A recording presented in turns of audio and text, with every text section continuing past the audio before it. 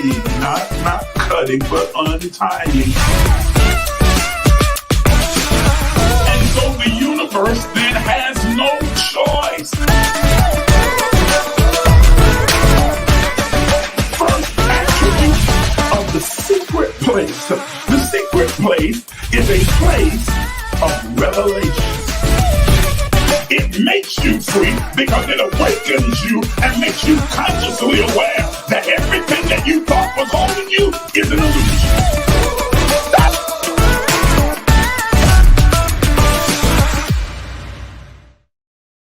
Well, good evening, everybody. Good evening, and welcome to the Emerge movement. I am so glad for those of you who are here right now and for those who may be on the way and that are coming. I'm excited about our conversation tonight. This empowerment session promises to be extremely impactful, something that I think will pique your curiosity and really begin to trigger your mind and give you something to really begin to think about, focus on, and make some serious adjustments in your life. I am so glad that you decided you picked the right night to tune in, the right conversation to participate in. I want you to do me a favor, those of you who are on with me right now, take a moment and tag and share this video. Let's invite as many people as we possibly can to come and participate in this conversation. It is an open, robust conversation that I want to have with you. As always, our focus, our center, the substratum of all that we do on this platform is about empowering you, giving you the tools that you need in order to improve your lived experience in this earth. I want to make sure that you have everything you need to tap into your infinite capacity for greatness that lies within you, to tap into your own divinity and begin to live your very best life. There's a text in the Bible that says, I am come that you might have life and that you might have it more abundantly. The operative word being might, that you will have the opportunity to experience the fullness and overflowing and the abundance that life has to offer. But it's only an opportunity. If you don't take advantage of it, then you will go through this three-dimensional existence, and view it as the mundane and just trying to make it and in survival mode and just wanting to make it from Monday to Sunday or trying to make it from one year to the next. Living from one check to the next check, living from one moment to the next moment, and never really fully experiencing the infinite potential that you have within you to explore, experience, express, and expand in this great three-dimensional existence that we call life here on earth. And so I want to give you the tools to be able to do that. Listen, and when I say give you the tools, that's what I mean. Because it is something that each of us as individuals have to choose to do for ourselves. Nobody can give you the abundant life. I don't care if they're an apostle, prophet, evangelist, pastor, bishop, teacher, a guru, a shaman, a minister, whoever they may be. Nobody can endow you with the abundant life.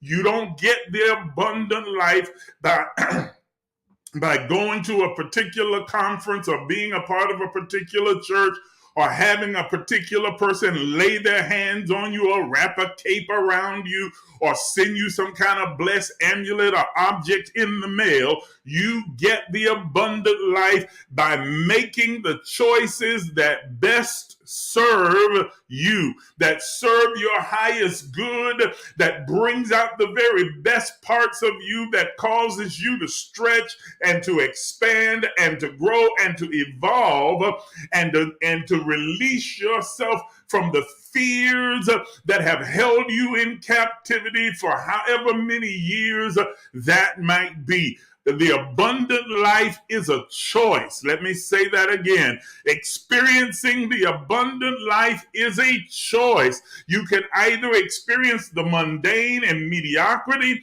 or you can have the abundance of life, life overflowing, life as an adventure, life as an ever unfolding, evolving, growing, and expanding experience, or you can continue to just experience life as the mundane, just trying to get along, climbing up the rough side of the mountain, can't hardly get along. Who Jesus, keep me near the cross. Y'all not hearing what I'm saying.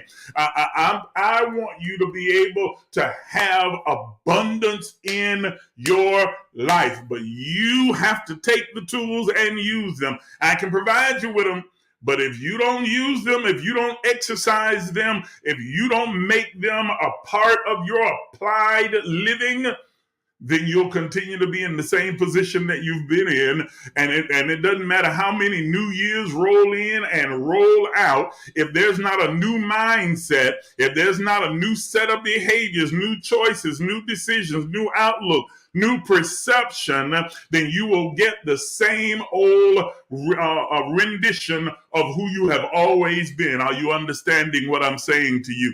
And so tonight I want to delve a little bit deeper, and I want to begin a conversation with you tonight that I know is going to be especially impactful if you can grasp the full nature of what I'm saying to you tonight. Now, I have not forgotten about the 4 agreements.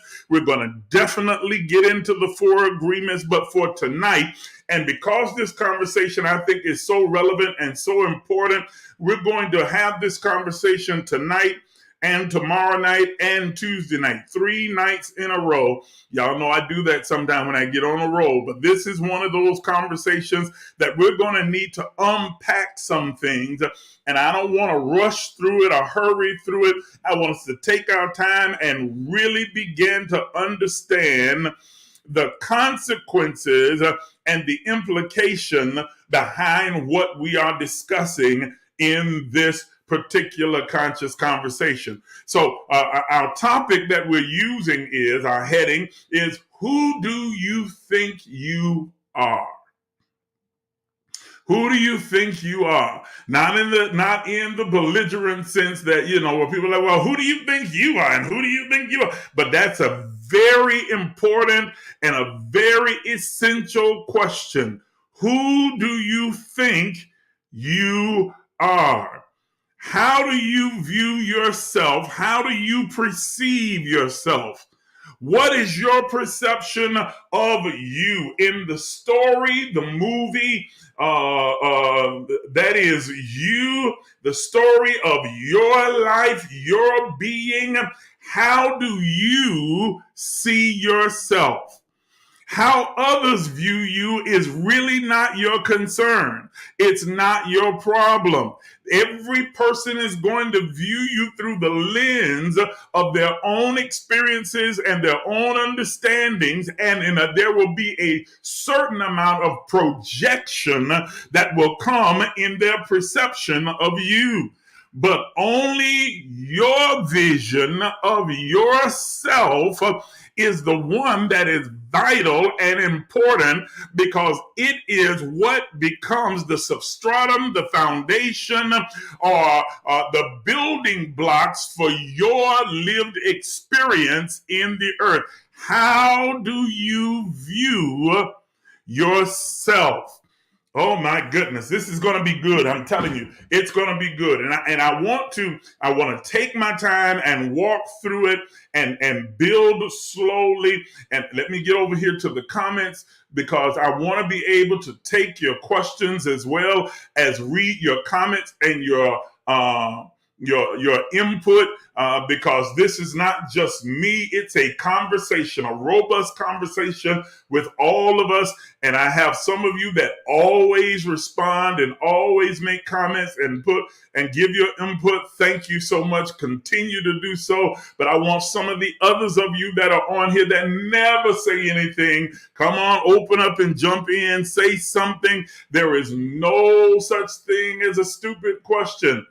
Okay, and say what you think, or say how you feel, or give us your perspective, because your perspective is valid. It is absolutely positively valid. I want to hear from each and every one of you. Yes. Okay. So good evening. Good evening. I'm just jumping over to the comments, and I'm seeing those of you who are speaking. Good evening. No, you're not, Diana. You know better than that. Diana said, I am who my parents say I am. But many people think so. And that's a really good place to start. That's really a good place to start. Okay? I want to read from my notes a little bit, and we'll unpack as we move along. At the moment of conception and the incarnation of the soul, that is, when the soul leaves the isness and the essence of God and begins to be individualized and into form in this three-dimensional form that we call a human body, at the moment of incarnation of the soul, we immediately become aware of the world around us. The world around us at the time of conception consists of a collection of cells rapidly dividing as the fertilized egg begins its journey down the fallopian tube into the uterus. Our entire concept of the world, our whole perception and awareness of the world around us is really limited to that small, what I'll call a universe, because each one of us create a world and a universe within our own mind.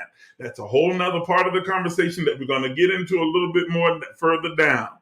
Okay, at that moment, even though you are what the scientists called a zygote. I think I got that right. Bree, you on here? You can help me out with that. A zygote.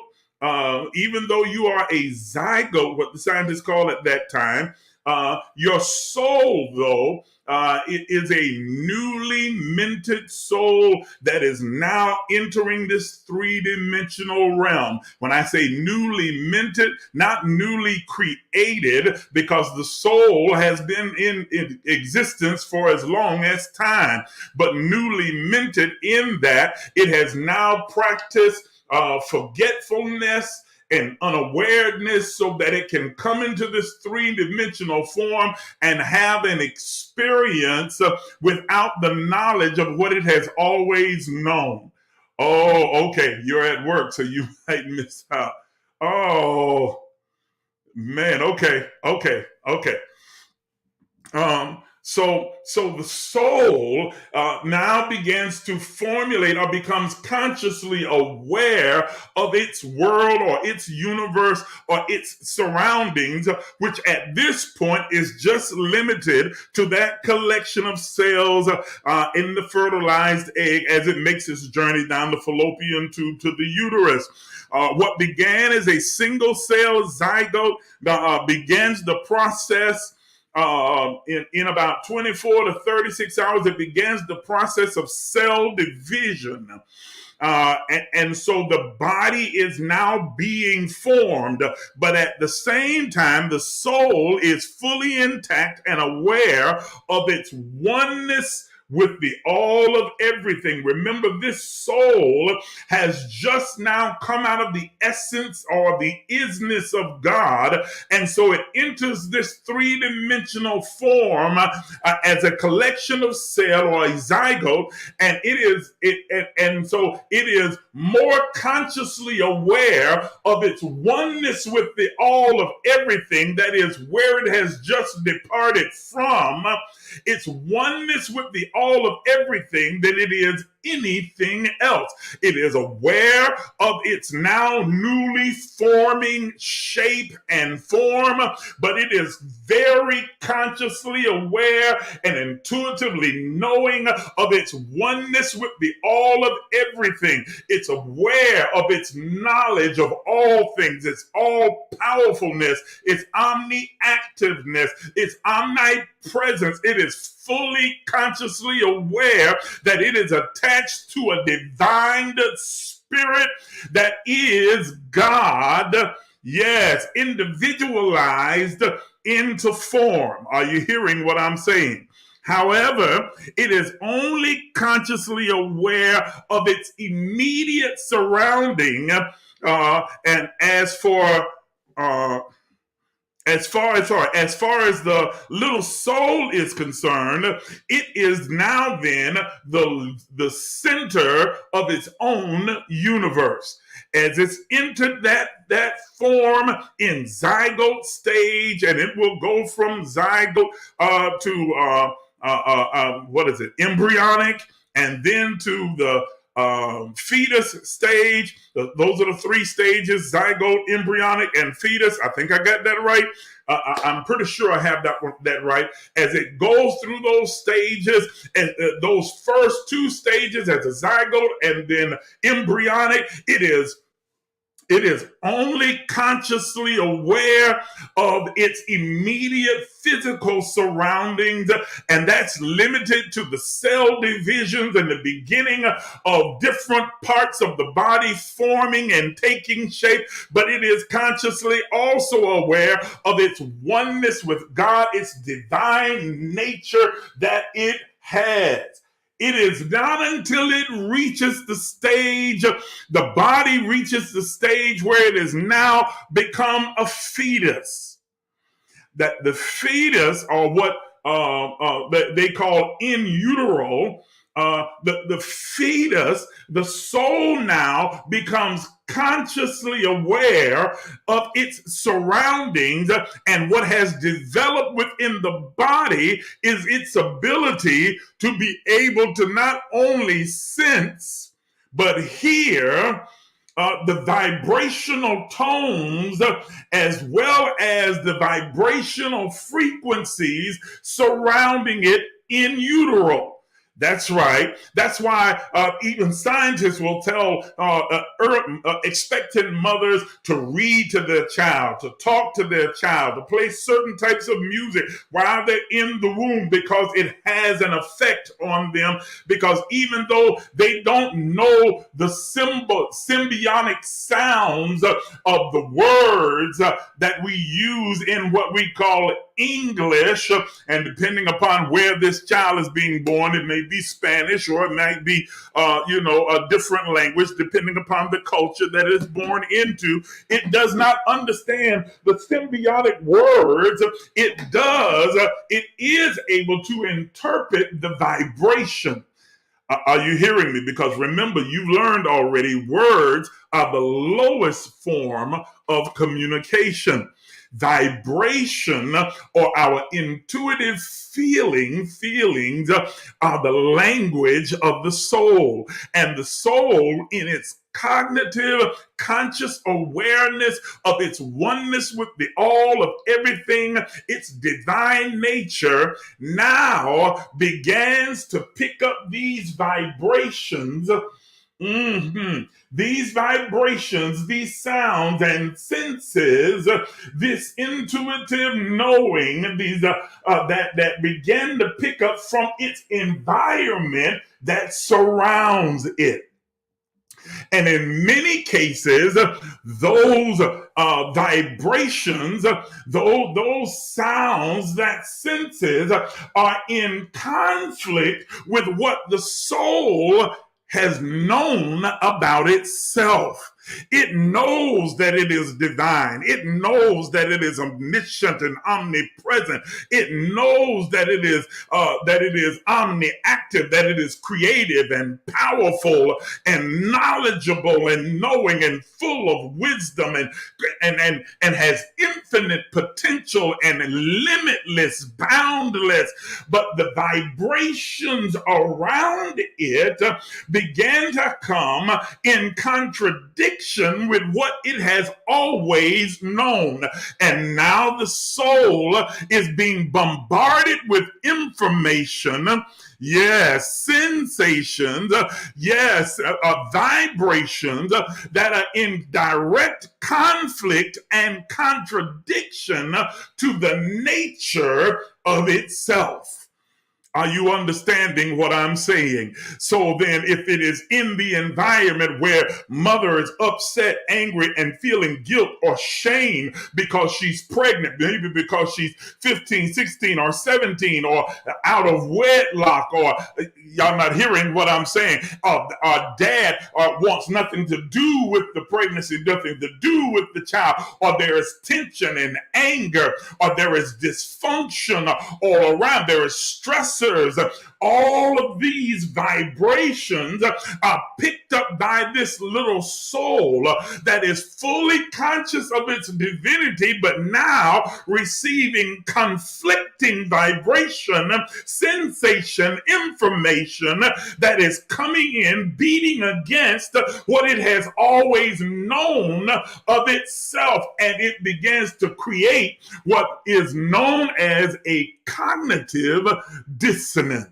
Woo! Yes, a cognitive dissonance, that is a conflict, a contrary war within the soul, where the soul is trying to hold on to its full knowledge of its true self, while at the same time being bombarded with information that says that it is something totally different than what it is.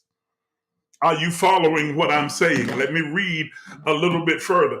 And if you have questions, don't hesitate, put it in the comments and I will answer. Okay? I will definitely answer.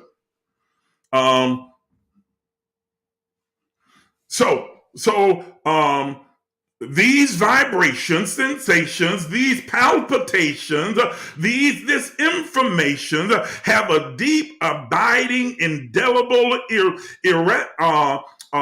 irrectable impact on the soul's conscious awareness, serving then as the building block for the images and the imagination it has about itself. Even though it does not fully interpret words, the symbiotic language, the vibrational language of the climate, the atmosphere around it is now interpreted by the soul. It receives it at its rawest, purest form, and it begins to now create an image or an imagination within the soul about itself that is contradictory to what it has always known. Are you understanding what I'm saying? You see, there is a great relationship between the words that we have attached to the symbiotic language, whether it's English or Spanish or German or Japanese. There is a great connection between the meaning that we have given to these words and imagination.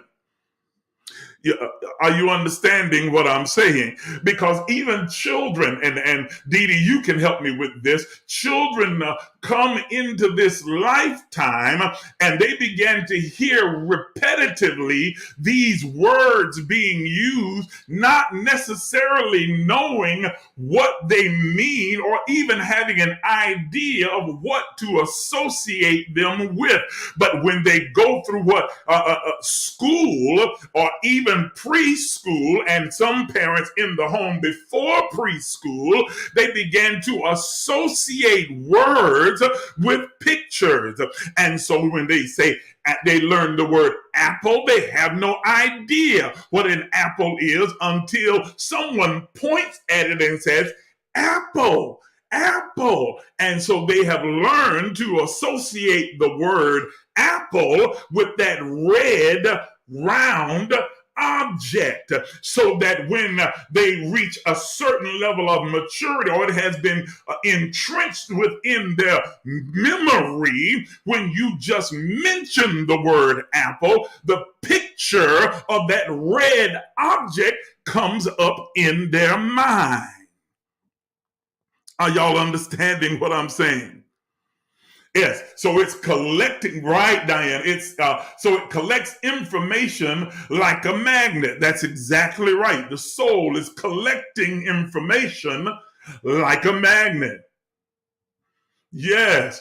Yvette says, your emotions transfer to your baby. That's why grandma say don't talk about nobody and don't be doing all that crying and fussing. Yeah, it's not necessarily your emotions as much as it is your feeling. It sends a vibration throughout your being that the little soul is now interpreting, and will learn to associate what it is sensing and feeling, and will later learn a word for, will associate it with a particular object. And so, like I said about the apple, when the word apple is mentioned, then the picture of this red object comes to mind. When you say the word cow, then this picture of a four-legged beast comes to mind. Now imagine for just a second, hold on, just a second, had you been taught that the word cow applied to that red object. You only know that the red object is supposedly apple because you were taught that the word apple applies to that object. But had you been taught that cow was associated with that object, when I said cow, you would think of this red round object and say cow and think of it as something sweet to eat. Are you understanding what I'm saying? We are all domesticated or trained, if you will, by our family and friends and environment and culture and religion around us. They innately begin to train us to associate certain words, certain feelings and sensations with certain images. And so we begin to imagine and image those things when those particular words or feelings occur. Then we begin to get a mental picture of it. Ladies and gentlemen, you and I understand that is the beginning of the thought, word, deed. That is the process of creation. And so because you associate a particular thing with a particular image, you begin to think it, and then you associate that with that thought. I'm sorry, that thought now becomes your words, and you take a particular action in conjunction or alignment with the thought and the words. Are you understanding what I'm saying? And from that, you create. You are creating. Well, ladies and gentlemen, here is the twist or the kicker. Here is the twist on the kicker. Hold on. Well, I don't want to miss any comments. She's like, and the baby come out looking like the person. No, they don't. That's a myth. Okay. Can you explain the difference between feelings and emotions? I absolutely can. Because emotions are the result of feelings. The emotions are the result of feelings. They are not feelings. Emotions are just what the word implies. When we emote, that we put forth, okay, as a result of what we are feeling or sensing, then we respond by emoting a particular reaction or response to what we are feeling. Does that make sense to you? Why is this in my way? I don't know why this is there.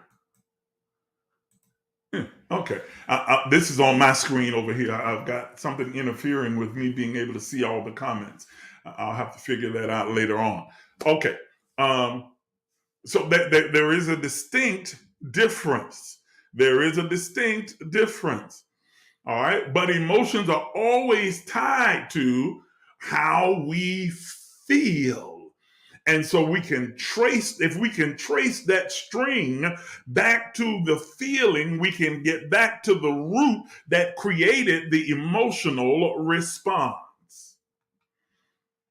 And then we also know that, yes, thank you. Then we also know that feelings emanate from they emanate from two spaces. They are either come from the spirit as a way of our intuitive knowing, entering into our conscious awareness, or they are created by a thought, an idea, a concept that we have associated, been taught or domesticated into thinking or associated with a particular object, place, or thing, or experience. Which brings me back to what I was saying earlier. Because if then you can teach a child that the word apple is associated with this red round object, and cow is associated with this four-legged beast, then what image has been created within your mind about yourself from the words that have been spoken to you, about you, over you, concerning you, that you associate with a particular image? And now you put yourself in the image of that word. Woo! Are you hearing what I'm saying? Because you have been bombarded with the idea that apple means this red object, and dumb means you, and slow means you, and ugly is you. Are you understanding what I'm saying? And so you start to create a mental picture, and as a man thinketh, Lord have mercy, as a person thinks, so are they. What that text is saying is not that that's who they are in reality. It is who they are in their reality. As you think, you become what you think of yourself. And what you think of yourself, whoo, Lord have mercy, does not emanate from the conscious awareness that that little soul had when it first incarnated within the body, but now is the resulting picture of external influences that begin to associate a picture, a word rather, with a picture of yourself. Hard-headed, fast, dumb, stupid, lazy, ugly, fat. Y'all not hearing what I'm saying? Huh? All of these things bombarded from the outside. External influences telling you that you are this.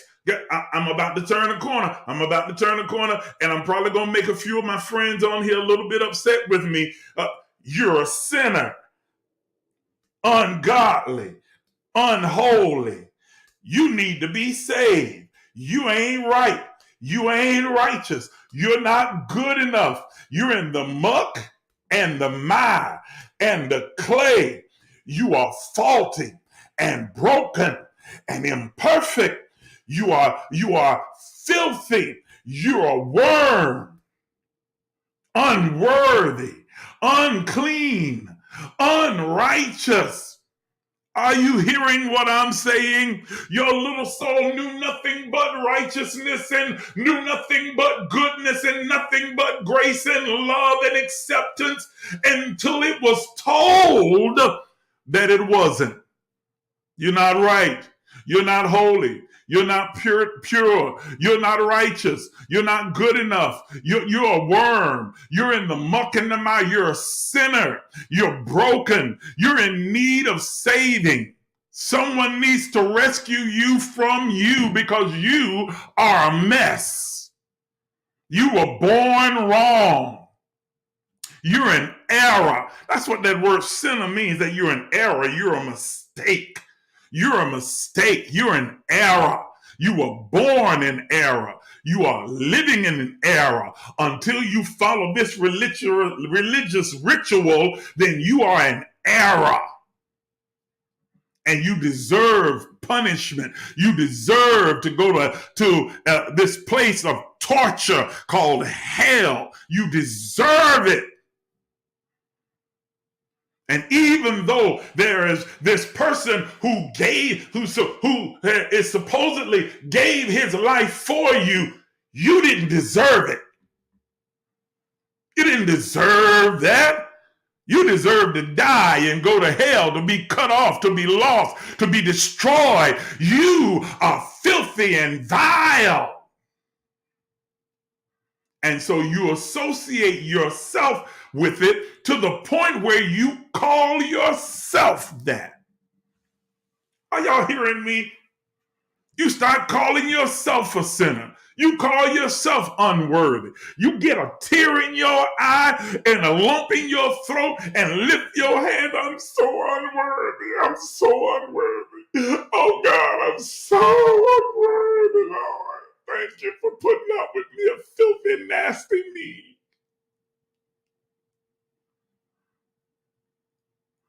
Because that's who you've been told that you are. And so you start calling yourself what you are not. Because the intuitive knowing that the soul had about itself has been drowned out by the sound of religion and culture and environment and external influences that are contrary to everything the soul has always known about itself. It can no longer hear itself, no longer hear the resounding voice of spirit speaking and through it and resonating in every part of its being, because it's drowned out by the sound of the religion that told you that you were filthy and unworthy and nasty and disgusting and deserving of hell. That you're a victim, that you're helpless, that you're poor pauper. Are you understanding what I'm saying? Keith, it wasn't just you, it was all of us. It was all of us. People are told that these things, because it's said to them, hurt people, absolutely. And that's the true generational curse. It's a generational mindset that's handed down from one generation to another. I'm going to make some other folk a little bit mad with me. Come on, y'all just hang with me though, because we do it to ourselves culturally as well. Don't you know you black? Black people don't do this. They don't think like this. They don't act like this. They don't talk like this. They don't behave like this. Who decided? Who decided that? And so these cultural ideas and ideologies are passed down from one generation to the next, to the next, to the next, to the next, to the next. And if anyone dare deviate just a little bit, then we're told that you trying to act white. Y'all not hearing me. Hello? Come on. That's absolutely right. So you attach yourself to those parasites, and they start to eat away at your mind. Yes. Me too. We all did. because we were told that we were so unworthy, that we were a filthy mess, that we were a sinner, that we were an abomination before God, that we were as filthy rags before God. That there's no goodness, no righteousness, no purity, no holiness in us. And that all of our life we'd have to learn to live holy, and learn to live right, and try to do the right thing, and try to be better, and try to be. Are you hearing what I'm saying? Huh? Thus, all of the rules and the manipulation and the control, because when you can convince a person that there is something innately wrong with them, then you can easily manipulate them by telling them you can fix them. You got the formula to fix them. You got the magic words, the abracadabra, the hocus pocus. If you just depend on me, I'll set you free, nearer my God to thee.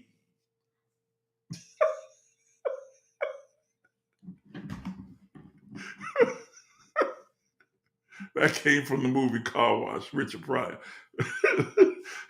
Some of y'all too young. Go watch the movie. It's out there on Netflix or something. Go watch it, Car Wash. Oh my goodness.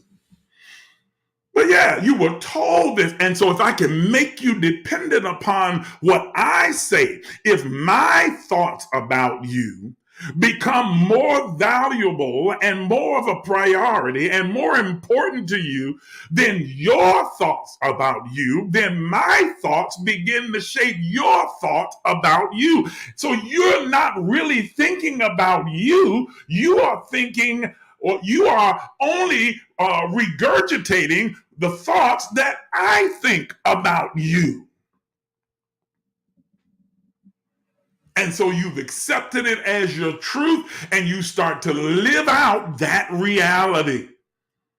I'm a sinner. I'm broken. I'm a mess. I'm an abomination. There ain't nothing good in me, nothing righteous about me, nothing holy about me. Everything about me is just wrong. I'm dumb. I'm stupid. Are y'all hearing what I'm saying? I'm ugly. I was told all my life I'm ugly. I guess I am ugly. Are you understanding what I'm saying? So you develop this mental image, this imagination within yourself that associates you with those destructive, disempowering, dysfunctional, toxic words. And you find yourself now thinking of yourself just in that place as the image that was created by someone else. Are you understanding what I'm saying? Huh? Yes. Yes, you acting right because you speak correctly, or you're acting right because you want something different for your life. Are you hearing?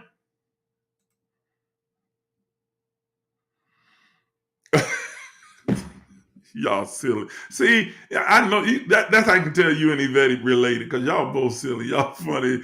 If you send Peter Puff off a few dollars, he'll send you that miracle spring water. But yeah, and ladies and gentlemen, it is literally the definition of manipulation, control, or brainwashing. Not just by the preachers in the church, by your mama and them. Yeah, I'm talking about your mama, and them, your grandma, your daddy and them, all of them, auntie and them, your cousins, all of them who have tried to define who you are before you ever had a chance to define yourself. You came in knowing fully. That little soul knew and was completely consciously aware of its divine nature, its greatness, its brilliance, its beauty, its limitless capacity, and was redefined by grandma them and by your daddy them, your mama them, your cousin them. Are you hearing what I'm saying? Completely redefined.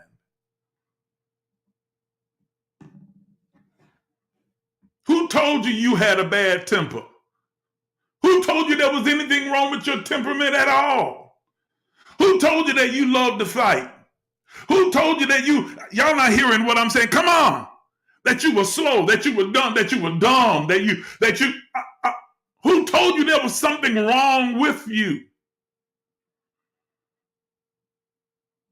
And there you go. You begin to associate those words with an image of yourself. So someone mentions the word ugly, and you go, well, I know I'm ugly. I ain't never tried to say I ain't the ugliest person in the world, but I know I'm ugly now. I know I ain't the cutest thing. I know I got all these other flaws, and my hair don't look good. And even those who try and pretend like they don't have that issue going on in their mind, all you have to do is pay them a compliment. Pay them a compliment and you will find out very quickly. Ooh, you look so pretty. Oh, I ain't all that. Oh, no, no. I love your dress. This, I ain't paid but $5 for it from the Goodwill. Nobody asked you that. Just say thank you. But because you have been so programmed to think that there is something wrong with you, then even when you are complimented, you find a way to turn it to an insult.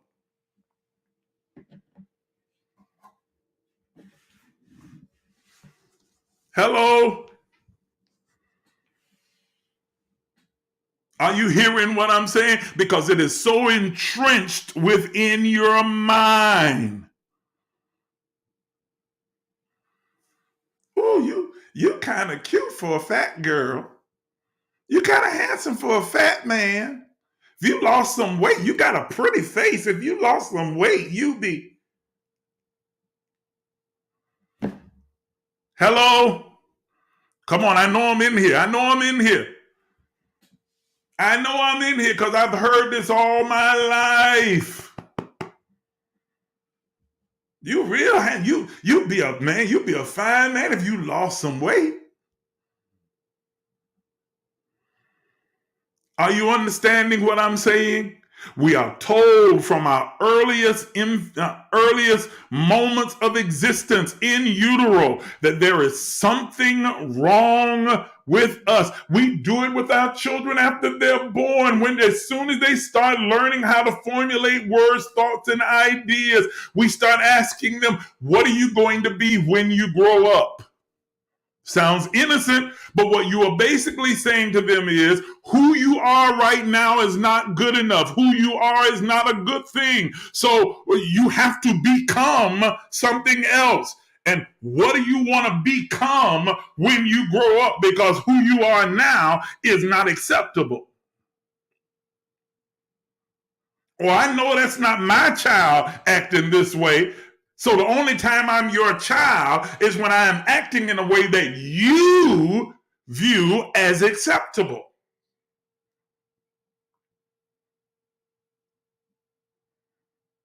Are you hearing what I'm saying? I said, are you hearing what I'm saying? Jamie says, yes, Pastor, I've been fighting all my life to get certain phrases out of my head. That's those echoes. Faith comes by faith, that is what we accept or believe as our truth, comes by hearing. The word is ekion, from which we get the word echo. What we continuously hear is what begins to formulate our truth, our identity. How we self-identify is often based upon what we have consistently heard. And all of us have walked around with these echoes in our head. Your mama's voice, your grandmama's voice, your cousin's voice, your daddy's voice, your uncle's voice, your preacher's voice, the mother's voice, the evangelist's voice. Y'all not hearing what I'm saying? The bishop's voice, your school teacher's voice, your friend down the street's voice, your neighbor's voice. Everybody's voicing about who you are, trying to give you an identity. And from that, you start to now formulate an idea that is completely contrary to what your soul has always known, that you are divine wonderful, beautiful, brilliant.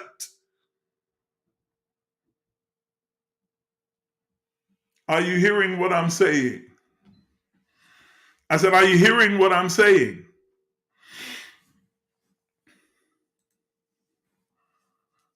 Or you get compared to someone else's child who in reality is not doing any better now than ourselves. They know how to fake it well. You're absolutely right.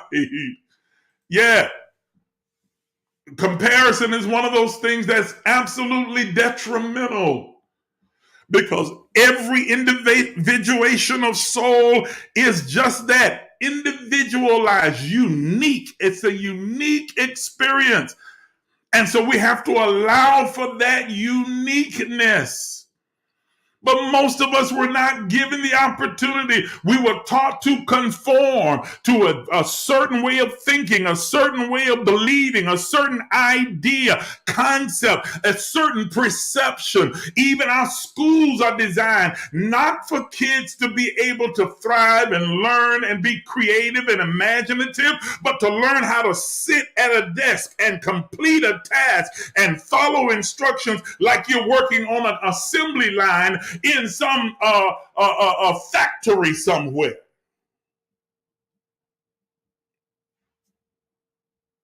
Are you hearing what I'm saying? Yes. Are y'all catching what I'm saying? Everything along the way. That's what we are taught. We're taught that in school. We're taught that at home. We're taught that in church. We're taught that in our government. Conform, conform, conform, conform, conform. In order for you to be a decent part of society, to be thought of as a good human being, as a good person, then you have to conform to these ideas and these concepts and these beliefs that have been given meaning by the society. They had no meaning without the meaning given to them by society. Mankind has always been naming things. And as we name it, we associate whether it is good or bad based upon what the societal trend happens to be at the moment. And it's fluid and flexible because that which was thought as heinous and terrible at one time is thought of as socially acceptable now, and those things that were thought of as socially acceptable at one time are now thought of as heinous and terrible and abominable now. Don't tell me, don't you dare try and disagree with me, Daddy, because I can prove you need some proof. All you got to do is ask your grandmama now. Ask her what time, at what age she got married. Ask her what time ask Big Mama and Papa when they got married. She was 13, 14, 15. Y'all not hearing what I'm saying. Ain't nobody going to talk back to me now. And Papa was 10 years, 20 years, sometimes 30 years older. Now we call it pedophilia. Y'all ain't gonna hear. Y'all ain't gonna talk to me. Y'all ain't gonna talk to me. I know that's hitting a little too close to home. But it was socially acceptable then. You were expected to get married by the time you were 14, 15. You were 17, 18 and wasn't married and having children yet. You were obeyed.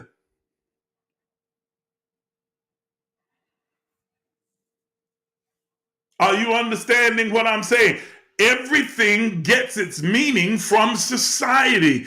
It is what we call it. That's what exactly the way God set it up. Spirit set it up that says, listen, I'm going to put you in this garden and whatever you name it, that's what it'll be. If you call it giraffe, it'll be giraffe. If you call it wrong, then it'll be wrong. But that doesn't necessarily mean that it's wrong. It's just wrong to you because you decided that it's wrong. It doesn't necessarily mean that it's a giraffe. It's just what you decided to call it. Y'all not hearing what I'm saying. If you had been told that that red object was a cow instead of an apple, you'd be around here calling it cow. Whoa! Man, are you getting what I'm saying? Are y'all understanding what I'm saying? Okay? And so you think of yourself as sinful, as ungodly, as unholy, as broken, as all of these things, not because it's who you are, not because it is a part of your innate being as a divine individuation of God, an expression of God in this three-dimensional form. It is simply because that's what you have been taught. And so you have developed what we call a belief system. And belief is the enemy of knowing. Woo-hoo-hoo. Let me say that again, because in many cases, what we believe, Lord have mercy, is in complete contradiction to what we know. Because there is that innate knowing within you that emanates from your spirit, beating up against your soul, reminding it of its divine nature all the time, while your belief is saying, "Oh, ain't nothing divine about you. Ain't nothing good about you. Ain't nothing righteous about you. Ain't nothing wonderful or beautiful or brilliant or infinite about you. Nothing creative about you. You can't do this. You can't be that. You're not this. You are everything that grandmama them said, and everything that the preacher said, and everything that the society said, and everything that the court and the justice system says, and everything that the government says, and everything that the teacher said, and everything your guidance counselor said, and everything the college professor said. You all of those things. You're not. Ain't nothing special about you.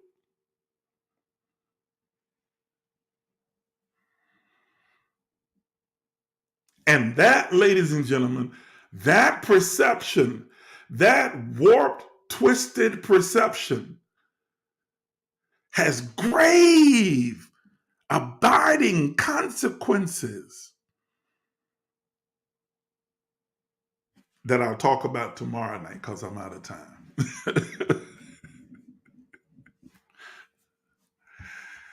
But I wanted to lay the foundation tonight. I want you to think about what you think. Oh, that's good. I want you to think about what you think about. I want you to take some time and think about what you think about. What you think about yourself, what you think about your life, your being, your essence, your experience, your place, your space. I want you to think about what you think about. Because what you think about, you bring about. Ooh, did you hear what I said? I said what you think about, you bring about, because what you think of yourself has a grave, grave implication, or grave or great implication on the rest of your existence in the earth. And we'll talk about that tomorrow night. But take some time tonight, think about what you think about. Sit with your soul. Begin to decipher through all the different voices echoing in your soul, in your conscious mind. See if you can distinguish the voices that are yours, or if how many of those voices are your parents and your cousins and your friends and your brothers and sisters and your teacher and your principal and your guidance counselor and the doctor and a professor or an experience or a trauma. I want you to think about what you think about. How many of them are social media thoughts, television, reality TV, radio, magazines, books? How many of them emanate from within your innermost being, and then how many of them have just been piled on by external influences? Who decided? Society. Who gave permission to society to decide what was acceptable for you.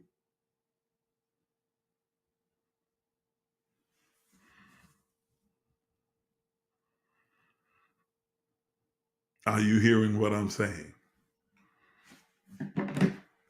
So a couple of comments come up.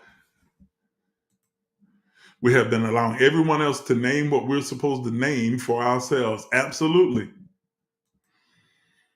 So this goes back to us having our own garden and having control of it. It absolutely does, Beverly.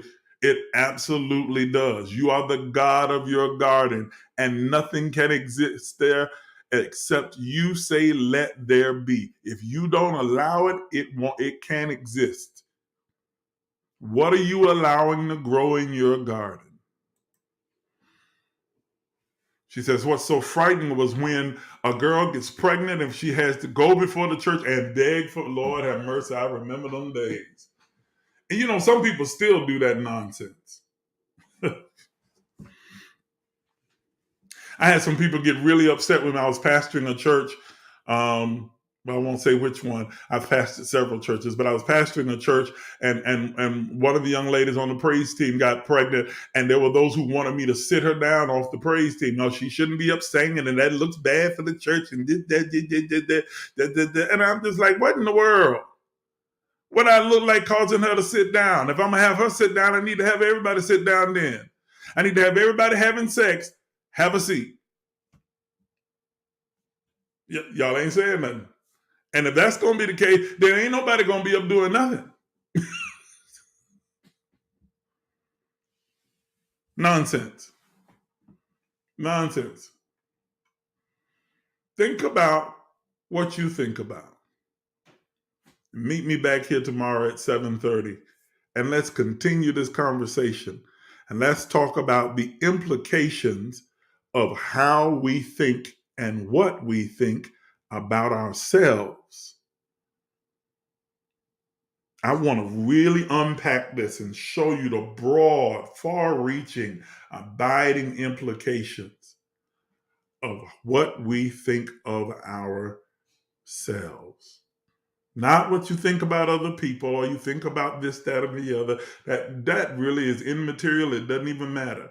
As a matter of fact, what you think about other people is really more of a reflection of what you think of yourself. But that's a whole nother part of the conversation that we'll get into.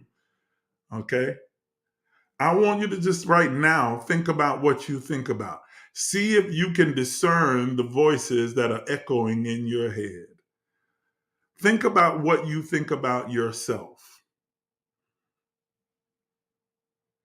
And ask yourself, where does that thought come from? Whatever the thought is about yourself. You think of yourself as brilliant and smart, or you think of yourself as stupid or dumb, or you think of yourself as gullible, or you think of yourself as, overweight or whatever. Where did that thought come from? Where did it come from?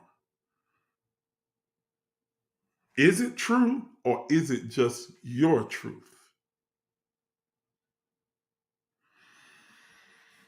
Take some time and think. Meet me back here on tomorrow night. We're going to get a little bit deeper. I'm telling you, it's going to be this conversation is going to be absolutely powerful. These next couple of nights are going to be powerful and impactful. You don't want to miss out. Listen, those of you who'd like to give, I'm putting the information on the screen right now. Please, if you will, use either the Cashapp or the Zelle to give whatever you're going to give, or to sow a seed, or those of you who are tithing to this particular work and helping to build this platform, you can use these means to be able to do so right now. I appreciate your generosity. You're under no obligation to do anything, and I certainly am not telling anybody what to give or anything else like that. I am just presenting you with the opportunity to give if you so desire. I appreciate those of you who do, and those of you who don't, I appreciate you as well. Thank you for coming and for being a part of the conversation. Okay? So we'll be back here tomorrow at 7:30. It's going to get deeper. It's going to get more intense. I'm going to dig into your business while I'm digging into mine as well. And we're going to unpack and we're going to expand and grow, evolve, and heal all together. All right? I look forward to seeing you all again real soon. Until then, until tomorrow night. And if you haven't listened, wait, hold on. Before I go off, so you don't miss out on the conversation. If you have not signed up for the free text notifications, and many of you have, but if you haven't, there is a way that you'll always know when I'm getting ready to come on. I'm putting it on the screen right now. All you have to do is text the word emerge to 833-444-0163, and you'll automatically be enrolled in text notifications. It doesn't cost you anything but 30 seconds of your time. That way you will always know when we're getting ready to come on and have our empowerment session, and you can come join the conversation. Go ahead and do that right now before you put your phone down so that you don't forget. Go ahead and do it right now, because I always send out a text right before I'm getting ready to come on the air. And sometimes occasionally I'll send out some other inspirational words as well. So go ahead and do that and do it right now. All right. I look forward to seeing you guys tomorrow night at 7:30. Until then, peace, happiness, and grace.